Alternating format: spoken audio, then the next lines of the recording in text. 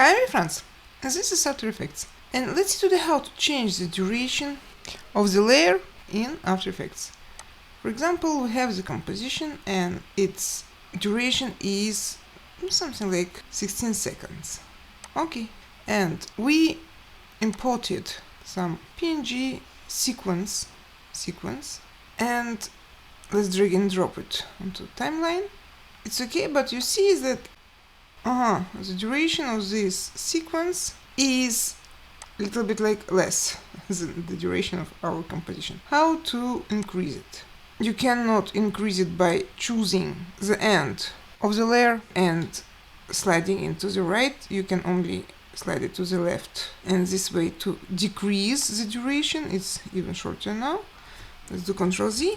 So in order to increase the duration, to do it the same length like as our composition, we have to click on it, choose it, and then go to Layer, Time, and find here Time Stretch.